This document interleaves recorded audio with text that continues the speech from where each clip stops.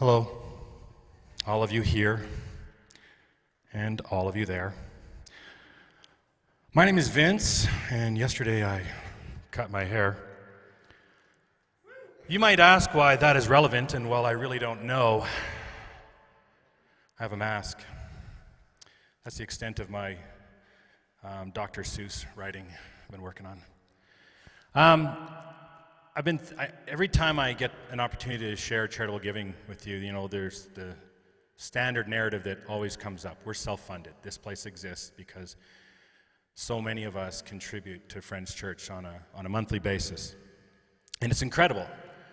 A few months ago, I talked about the, $57, that's my gym membership.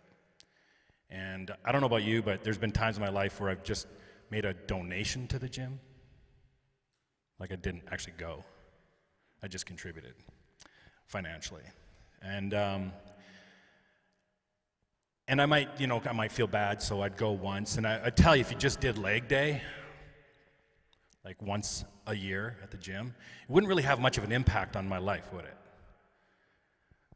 It requires repeated visits to the gym for $57 a month. And remember, if you only have 56, you can't go to the gym. You have to have $57 a month. Ironically, if you take our whole annual budget and you divide it amongst our entire membership that attend Friends, it's $58 a week. But the beautiful thing about Friends is you can come here whether you have $58 or $52 or $100 or no dollars. It's a beautiful thing. And secondly, when I go to the gym on a regular basis, there's an impact on my life. I feel better, I sleep better, I make better decisions with my food. When I come to Friends Church or I'm listening to the podcast, it's having an effect. And that's why I contribute and that's why I come. It's why I listen. So I don't know about you, but one of the things that my $57 a month contribution turns into is I've been able to navigate some pretty incredibly complex relationships in my life. And being able to sleep at night knowing that some people, including dear family, I don't talk to. That might sound weird, like why would I cut off a relationship with someone? It's not that I have a grudge, I just have boundaries. But it was a message here at Friends that allowed me to navigate that relationship, to navigate that narrative. And then there was that other message years ago that talked about, well, does prayer work? Some would say yes, some would say no. And I really didn't know. Because I've prayed before and things never happened, and I've not prayed and things did. And when it really counted, my son was in cardiac arrest, and I prayed to God. I just said, save him, take me, let's do this. Hit me with a bus, whatever it takes, save my son. My son makes it through cardiac arrest, and he's 10 years old now. Did prayer work that day? What about the day I wanted a new mountain bike? I didn't get it. Screw prayer. And Friends has given me this place to just navigate, like, what is prayer for? And what I've come to find out is that it really just helps, it's self-soothing for me. I don't pray for me, I pray for others. I say, when I see that Stars Air ambulance going over top, I say, Jesus, I hope they make it. And if they don't, I hope they have life insurance so that their family has a way to navigate through that. Instead of praying for mountain bikes, I'll just go work harder and make money and buy a mountain bike. No big deal. I just pray I don't kill myself on it. I ride it like I stole your bike, let's just say that. And there's other things that I've navigated because of Friends Church. Whether I come here physically or I'm listening podcast, because of my contribution or because of your contribution. Because I'll tell you, I'm not always contributing because me and the CRA have this relationship. Awkward. But it's because we all contribute, so that if we all can give a little, no one has to give a lot. And that's what makes this place amazing, and the world needs more Friends Church because it's one of the most psychologically safe places on the planet where you can explore and navigate and exercise the thoughts in your head about what makes sense and how do I live out my life and how do I become a kinder husband and a kinder father and a kinder in my community. That's the impact of coming to Friends as often as I do.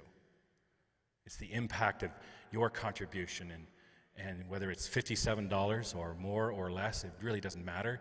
It's the fact that we all chip in and make this place the place that it is, so that the world is just slightly more forgiving and curious versus condemning and convinced. That's why I love Friends, and thank you for coming out today, and let's get our mask back on. Thanks, Vince. Well, that about sums it up right there. I'm happy. Friends Church is having an impact, and in those ways and other ways. Good morning, everyone.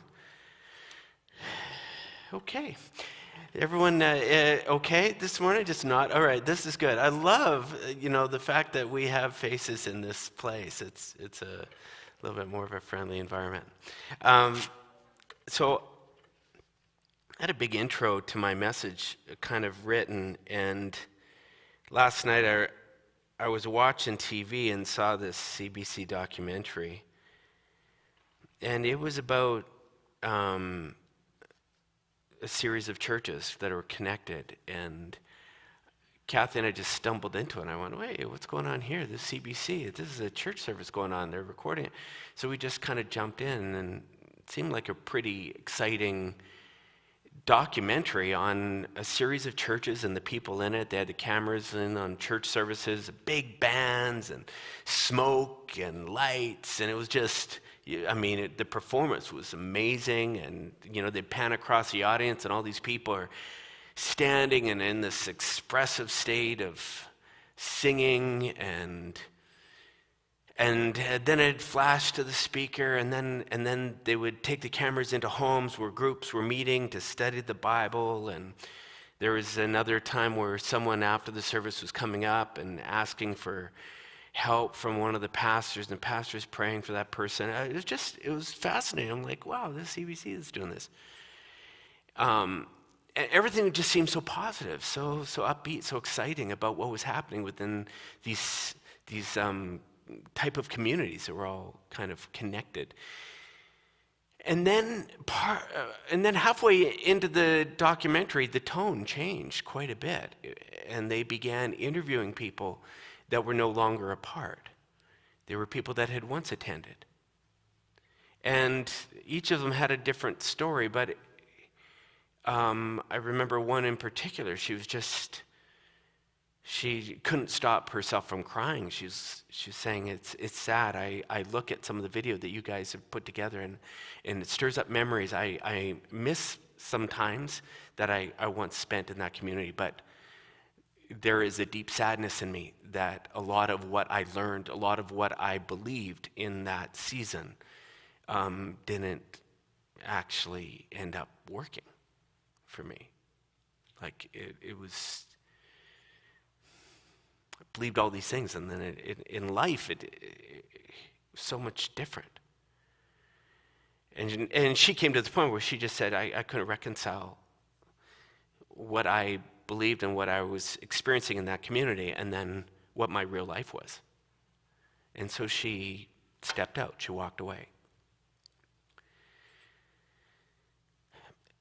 As I'm watching this show, it's kind of like, this ugly feeling inside of me kind of rose up. It's not like I hadn't heard that story before. In fact, there are many people I'm looking at who are here even this morning. In knowing some of your stories, there was a moment when perhaps you experienced, in fact, the reason you're here even was because of a faith-ending or a journey-ending event in your life that said, I'm out. No way. Don't believe this, or I'm not buying it, or this. It can't be that. It can't be this, whatever. And you walked away. I've heard this story so often. It's a common story. People who experience some form of spirituality, Christianity. I speak to Christianity because that's kind of the tradition I'm familiar with. But something doesn't go the way they thought it should, or things happen, and then they hit the eject button and stop. And it got me thinking a lot about what it is that causes people to eject quickly. Before what I think is the gold of the spiritual journey, before what I think is can give our lives such incredible richness and meaning. What causes this? And so this morning, I want to talk a little bit about it. I think when I listened to what this woman was saying specifically, who stepped out of the whole thing, I heard in the things that she was saying, some things that I hear often. If I was to characterize some of what I've watched, and again, this is a lot of my kind of humble opinion, I think many people are given kind of a fast food experience on the front end of their spiritual journey. Something that tastes really good, that's super sexy, that is filled with all kinds of promises, and then later it doesn't quite work out the way that they were originally told. Some were told that this spiritual journey thing, is a ticket to just a better life, completely better life. A better life that the people who don't have spirituality will never experience. Some people are sold that this actually is a ticket to greater health, that a connection with the supernatural can actually infuse health into your body, that you will be healthier than those that don't have faith. Some believe that a faith will actually give them greater protection over them, over their family, ward off tragedy or crisis. Through prayer, like Vince talked about, or different things, we don't have to experience what people who don't pray, people who don't believe, experience. Maybe some of you are in here going, wait a second. This isn't part of the deal? Look at, I don't get the opportunity to kind of look and see how everything goes down. All I'm saying is, these are common promises made in many environments that are spiritual. People coming in and going, sign me up, I want that. And the grand prize of heaven that's waiting for those that qualify at the end, tell me that that's involved too. I'm in. And hey, those are a great list of benefits. Hey, sexy, aren't they? They were sexy enough for me to buy in. When I heard that list of benefits, I went, well, who wouldn't? That's a no-brainer. I spent most of my life in a certain Christian tradition selling these benefits, and I've ran into very few people that didn't say, oh, I'm in. I looked at them and I said, why wouldn't you take that? Why would you? And they say, okay, I'll do it. Yeah, you bet. But could we deliver on those things?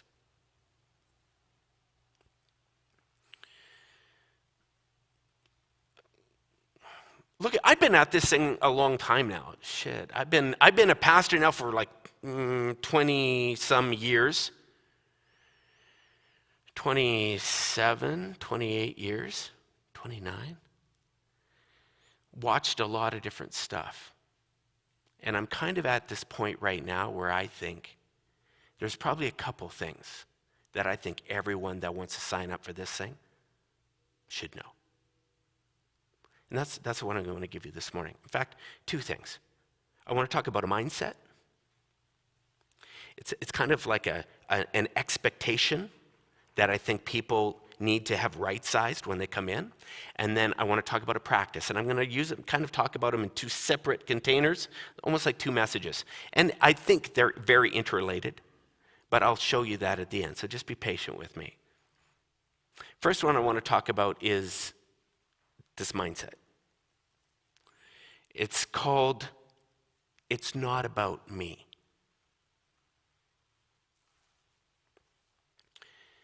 People in the spiritual long game, the people that stick around for a long time, they're introduced to this concept, I think, at some point, but early enough, where the events that go down, the framing of the purpose of their life, it gets readjusted so that their eyesight and their peripheral vision gets wider. They begin to realize that life they are not the center of their spiritual universe. It's not sexy saying that. Some coming up and saying, hey, get over yourself. It's not about you. But there is something to this that I think, if you'll listen to me, you will understand what I'm getting at. We call it an other-centered way of seeing the world. It's contrary to what most believe this thing is about. It's kind of the flip of everything that I just told you those original selling points were. Where one system says, no, this is all about you. This is all about how your world, your experience in this world is going to become so much better.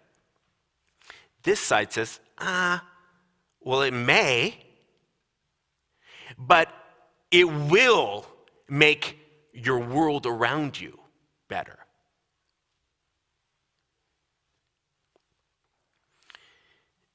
Jesus, this is what I saw again and again and again in the life of Jesus.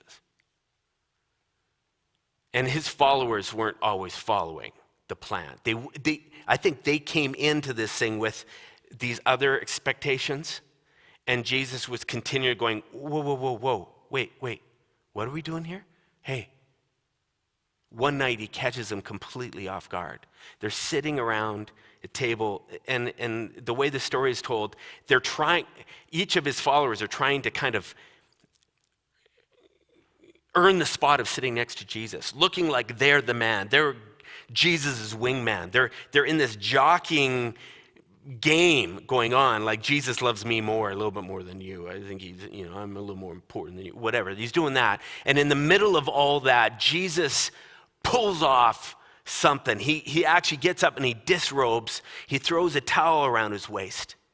And he begins going one by one around the room to his followers, his disciples, with a basin of water and washing the grime off their feet.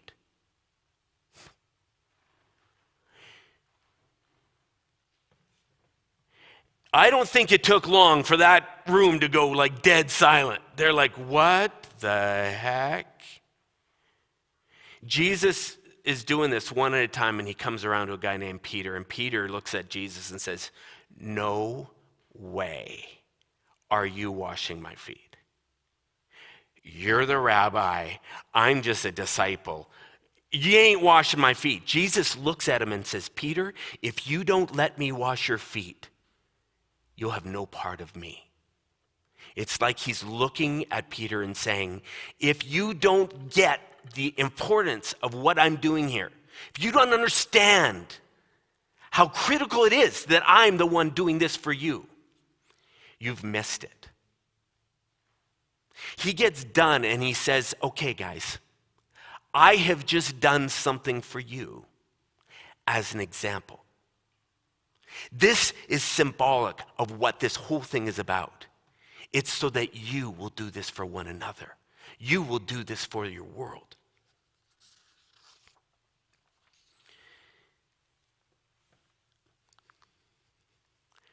A giving of yourself. It's not about you. You know, I was 5 years old. My parents were going through a divorce. My dad was gone. It was probably, looking back over the timeline of our lives, probably one of the darker chapters we experienced as kids. But our next door neighbor, Chuck Malarchuk, he was Mr. Malarchuk to me. He called up in the middle of that season one night, talked with my mom and asked if I would like to get involved in minor hockey with his son, Chad. I remember the night when my mom walked into my room. I was actually getting ready for bed. I was just young, like 5, so it must have been early, 7, maybe earlier, I don't know. She probably wanted us to bed early. And she said, Jeff, would you like to get involved in hockey? I thought she was playing a joke on me. I'm just like, are you kidding me? You have to ask if I would like to get involved in hockey? I'm like, of course. She says, well, if you do, then you got to put on some clothes, get out your PJs, we got to go to the store, we got to get you some hockey equipment.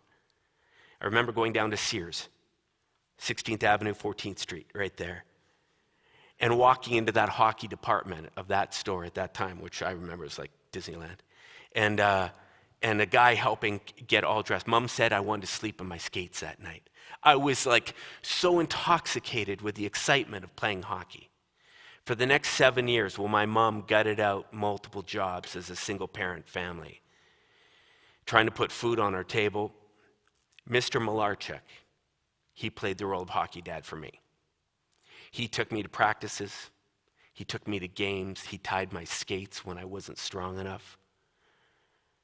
I remember one night, Mr. Malarchuk walked out of where the parents would sit in that arena. He walked around to where we were sitting on the bench as players. He leaned over the bench and he said, "Jeff, come here." And I said, "Yeah, Mr. Malarchuk, what?" And I thought he was going to comment because I had just scored. I thought he was going to tell me I was doing good. He said, "Jeff, I saw you showboating after that goal. I saw you making a big deal about your goal. Don't do that again." I said, "Well, but I know what the other kids do. Don't do that." So, okay. Didn't really understand why, but he was playing the role of dad for me. He's going, "That looks bad, Jeff. Don't do that." Makes the other team angry and it pisses them off. Don't. Okay. Over the years, Mr. Malarchuk, he did things for me that no one did in that era of my life. And it left, he even bought me Slurpees after the game sometimes. He got me home. He told my mom, "Oh, you know what? I think his skates are getting a little tight. You might need." He just took it upon himself. He made my problem his problem. And in doing so, he left a deep mark on me. To this day, I've played hockey my whole life now. Some of my closest friends are my community of hockey buddies. I look back and it's because Mr. Malarchuk made my problem his problem. I would put money down that many of us, actually I would put money down that every one of us here today has at some point in our life benefited from a Mr. Malarchuk in your world. You felt the impact of someone acting from this other-centered way of life that Jesus promoted.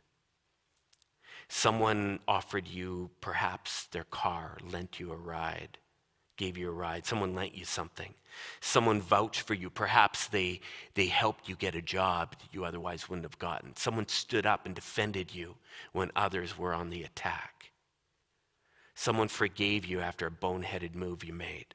Someone gave you a shoulder to cry on. Someone's been your rock in the middle of recovery. Someone's done something that they didn't have to do. Not because they needed to appease some angry God up there, or trying to avoid hell, or because they needed something from you. No, they did it because down deep, they just got the sense that this is kind of the point of it all. And they might not have had the jargon down, but they discovered something that I'm telling you is critical to the long game of spirituality.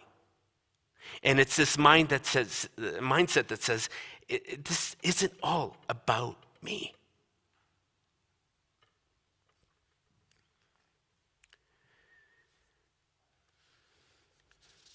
This, like I said, this doesn't sell well because it's sometimes very inconvenient.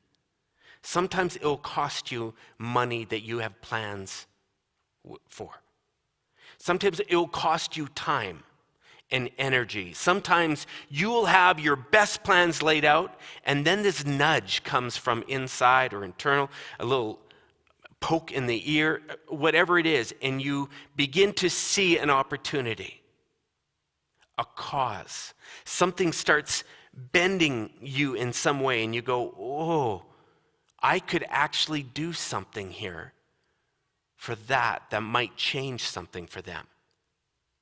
And in that moment, what it means is you're saying no to something else. But when you do this, it's one of the most counterintuitive things. When you turn your eyes off of the mirror and onto this world around you, something begins to shift. It's the most counterintuitive thing. Where you begin to see something deeper and wider at play, a bigger reason for why you're even here. From day one, we've tried to make clear that what we're offering here through Friends Church is not just a get rich, get healthy, get successful scheme. This isn't just about your 11 keys to a better life. We're not selling that. We're selling a counterintuitive thing that turns your eyes beyond yourself to see something out there. And the effect, the long-term effect of you buying in to this bigger picture is life and world changing. But perhaps not in the way that sometimes it's pitched. I wish I could say that it happens instantly, and every time you give of yourself, every time you look beyond yourself. I wish I could say that. I can't say that even. Sometimes there's no thank you. Sometimes there's no obvious change that you've made. But you responded. You got your eyes off of yourself. You looked deeper and wider and engaged in something. And I have to say, my experience has often been something even inside me just goes, yep. It's because it's the right thing. Trust it. Okay. It's a mindset. And if you're interested in the long game, I would highly suggest you consider keeping this close, keeping it on the mirror. It's not about me.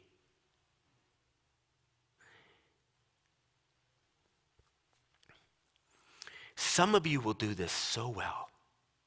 In fact, of the two things I'm talking about today, typically within a crowd like this, it's like half of you really can do one of these things almost naturally. It's like, yeah, no problem. That's me. In spades, I can do that. Where the other half, it's like, ugh. So I don't know if this one is your skill set. If you go, yeah, I've been making my life about others all my life. Awesome, maybe, to a degree. To which then is the other piece that I want to talk about. And in some ways, it's kind of like a paradox. It almost seems like it fights with it, and yet it's very complementary. The second thing is this practice, and this practice is what we call being true to yourself. Being true to yourself. This is all about the journey of learning and understanding exactly who you are and what you most naturally and authentically bring to this world. So in one sense, I'm saying it's not about you. In this practice, I'm saying, well, it's kind of about you. It's kind of about knowing about you. And while you're making it about others, it's staying true to who you are. This process for some of us, this is a lot harder than the other. Some of you got this in spades. You have no problem knowing who you are, what you stand for, what you believe, and you have no problem living it out. Some of us, not so much. A friend of mine stresses out every year buying Christmas gifts for her family and her friends that she can't afford. Why? Doesn't want to upset people. Doesn't want to appear like she doesn't have enough. Doesn't want to appear a number of different ways. And so what does she do? She violates her own realities to be something else. I watch it with people who are continually trying to appear as if they're more put together than they really are, to be someone they aren't, hiding parts of their lives, whether it's their health, their finances, their career struggles. They try to conceal their beliefs or their lack of belief for fear of what others might think or believe about them, how it might affect their relationships. Some will be dishonest about their own sexual identity or their gender identity. Some part of their life that they just don't think someone else will understand.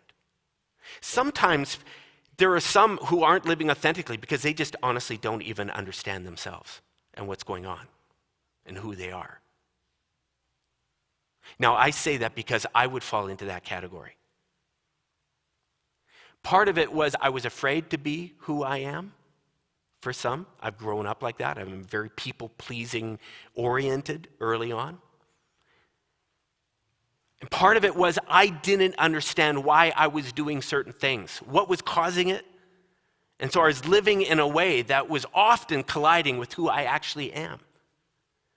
Years ago, I was introduced to the Enneagram.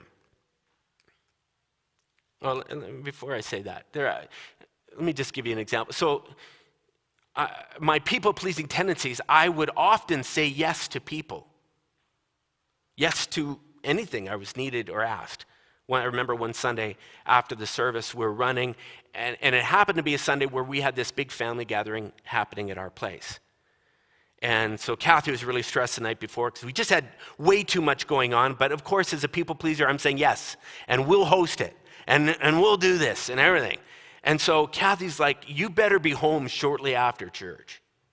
I'm like, no worries. Relax, babe. We got this. We got this. After the church, there's this kid. He's in a dark place. He's been a runaway, blah, blah, blah, the whole story. And I'm listening to him. I didn't recognize him. I say, what are you about? Why are you here? I hear his story. He doesn't have a way to get back to his home, foster home. I said, you need a ride? He says, yeah, I'm giving you a ride. So there I am, find out his home is out in Olds, of all things. I'm like, oh! So here I am, I'm on my way to Olds. Kathy's calling, going, are you coming? I'm like, I'm going to Olds. She's going, you're what? It was like at the height of the insanity of this side of me. I was saying yes to things, not realizing how much I was saying no to very important things in my life. It was undercutting my relationships, hurting the people I most valued and most loved. Years ago, I was introduced to the Enneagram, which helped me understand me a lot. Told me I'm a 2 on the Enneagram with a 3 wing. And if you're not familiar with the Enneagram, don't matter. All I learned is that my survival in my head depends on the love and approval of significant others. That's the story in my head. I've had it a long time. Being connected in relationships is the main focus, which for a 2 often leads to just an overextension.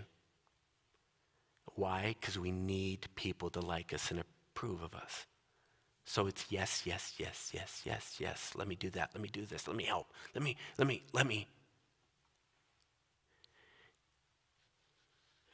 The Enneagram helped me learn that to be true to me means I need to develop some serious boundaries. It's interesting, Vince, as you brought that up. It's what you're saying. I need to work to discover my personal core values, who I am, what I value most. There are a million things I can say yes to, but what are the best things? The things that really align well with me. Even though I might not please everyone, I'm pleasing the people I know my value system says this is important. And it doesn't mean I say no to people that I don't know. It just means that in the grand scheme of things, there's a hierarchy I got to honor. Otherwise, I throw my world into chaos very easily. So whether it's the people-pleasing thing or it's just the hiding parts of your life because you don't feel safe revealing this or that, and the inability to be true to yourself leads what I call to the spiritual short game, just like having a me-centered orientation around the world. When you can't be honest, when you can't live your life in a way that's kind of like an open book, oh, that is a short game. And I've watched many people, sadly in religious circles, who quickly learn that there are certain rules, there are certain expectations, and they go, wow, okay, obviously they're not down with this part of my life, so we'll just keep that hidden. And I'm going to skate around this because I know if they ever found out that I don't believe that, or that this is part of my lifestyle, or this is a problem I'm dealing with, or this is an addiction I've been wrestling with for a while, I know that it's over in this community. So people are left in their minds believing they either comply and keep it all quiet and stay connected, stay plugged in, or they leave.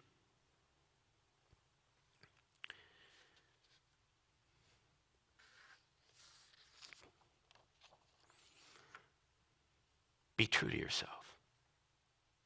This is a large part of the spiritual journey as well. Learning who you are, how you're wired, your gifts, your passions, your history, the way you were brought up, your relational style. All of this is one unique, very, very unique kind of package that you got going on that is so different from the person sitting beside you or around you.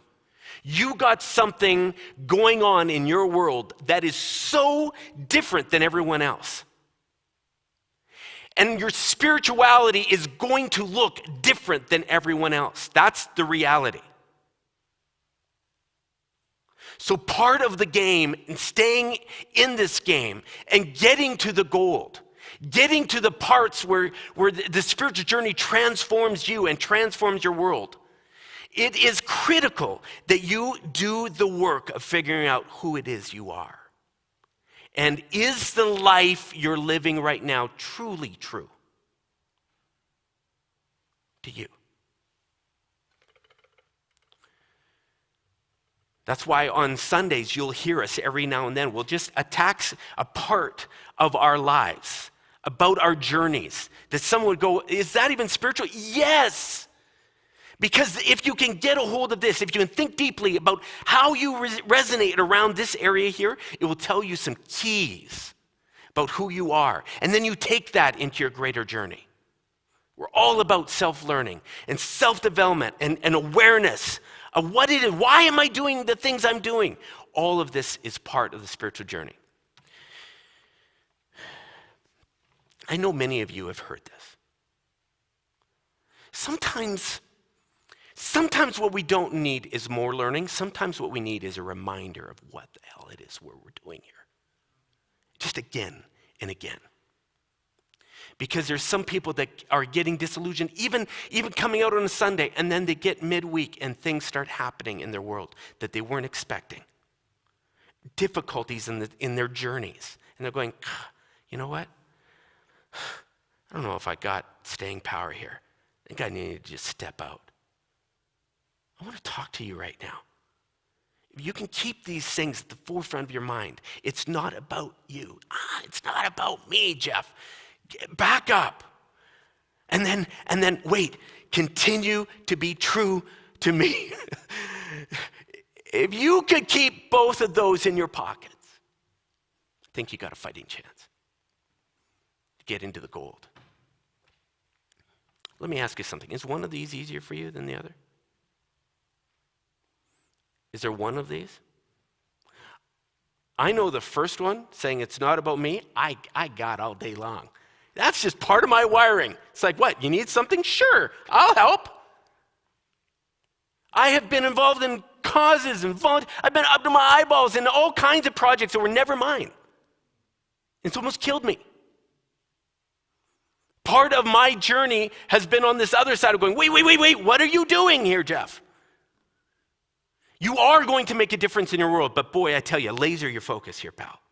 Because you're going to lose your family, you're going to lose your marriage. You're going to lose a few things along the way here. Oh, okay. Other people, maybe your journey, your strength is knowing who you are. You have a clear boundary. You have your value system that's just continually rolling through your head. You're able to look at life and go, nope, nope, nope, nope, nope. Maybe your challenge this morning is taking your eyes off of your clearly orchestrated plans and intentions for me, for you, and saying, wait a second, what's going on around me here? In the life of your kids, in the life of employees, your neighbor. Maybe there's a cause that is desperately needing what you got, and you know it, but you're just saying, no way, because I got my plans. Maybe this morning the challenge for you is saying, ease up. Push the mirror aside. Just start focusing on what's going on around you. My prayer for each of us is that this isn't a short-lived experience. This isn't some Atkins diet you're signing up for that 6 months from now you're going to go, oh yeah, I found something better. No, this is a lifetime, a process that we're calling you to that will change you, yes. Will it change you for the better? Oh, I guarantee you it will change you for the better. It might not be the kind of change that's sexy or that you're like asking for. It will change you. And the most beautiful thing is when we pick up the Mr. Malarchuk towel, it will leave a mark on people. We're all about that beautiful picture that we think spirituality is creating in our world. And I want to invite you to be a part of that. Stick around.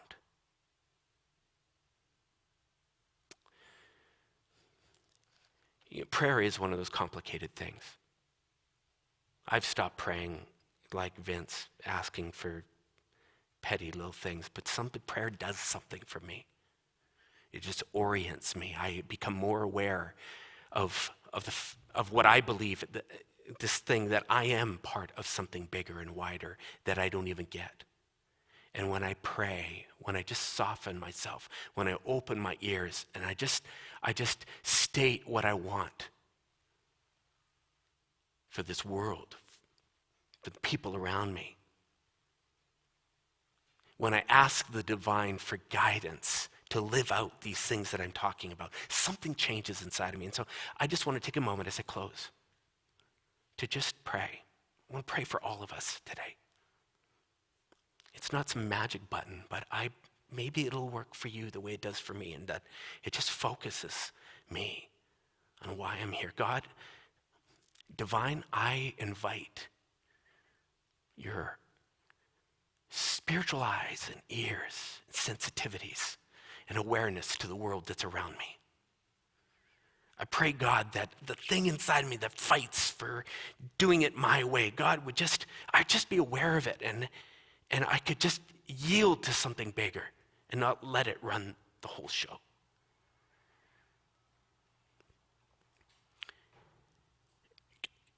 I also understand I'm trying to be true to me, and I want greater awareness. I want to be reminded again, or when I'm doing it again, when I'm falling into those traps, help me see it.